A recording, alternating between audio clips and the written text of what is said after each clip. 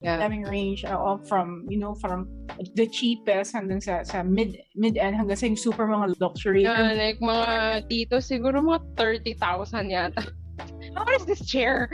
Yes. Pero may mga 1,000 actually, yung ate ko bumili siya ng 1,000 pesos na chair. So don't get that because it's terrible. It's very weak siya, parang after a few uses parang nasira na yung mesh sa likod. So don't get that. Maybe get like that 3,000 to 5,000 if you can.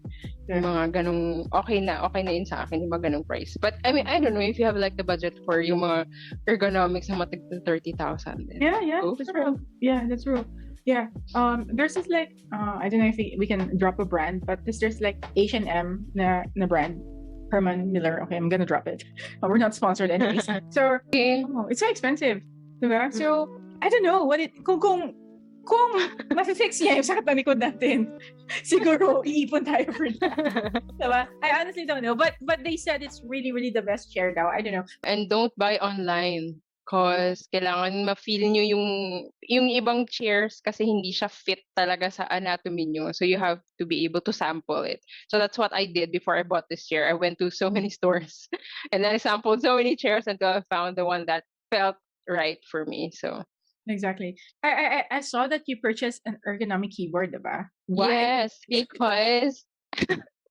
because apart from my back hurting, my wrists also started to hurt.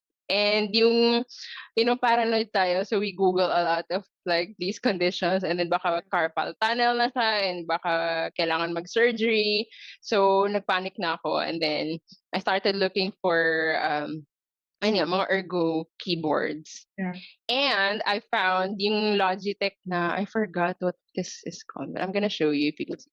Ta-da! Nawala siya. Yeah, there he goes. Yeah.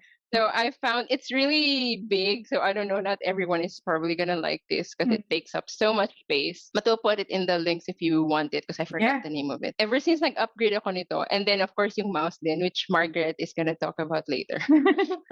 Nawala talaga siya kasi yung hands ko, instead na nakaganon siya sa keyboard, natural position na siya. So which is the point of these ergo products. Yung natural position na siya ng hands. So when I'm typing, so naka-natural position siya. So when you type, it's so much easier on the hand. So I don't feel that pain anymore. Like it's totally gone. Unless maybe when I'm, my posture is slouching or something. So, yeah. But wala na talaga siya yung mga tingling sensation dito. Wala na talaga. Perfect. Siya. Like I swear by this product. So you can. If you have the budget for it, because medyo expensive siya eh. So mga, I think 7K yata. Yeah, but it saved you a lot eh. It saved you a lot. Yeah, right. Saved you a lot. I did not end up in the hospital. Diba? Thank you, Logitech. Okay, in line with Logitech, guys. So we're Logitech fanatic then. Like ako, I invested sa mice or mouse. All right, ergonomic mice ng Logitech. I don't know the brand then. I think this is like the MX Master 3. MX? Yeah. Yeah, this one. So kasi sumasakit din yung dito ko dyan. Right. Sa pag nag-work ako, nung ginamit ko talaga siya, sobrang, parang alam mo yung, magic, right? Magic talaga yung feeling. Na sabi ko, oh my God, bakit hindi ko to alam dati? Ayun lang, right? Oo. I know. Bakit hindi ko to alam dati? Guys, if there's one mouse, and dami ko din na experience na gamit na mouse. If there's one mouse, I highly suggest this one.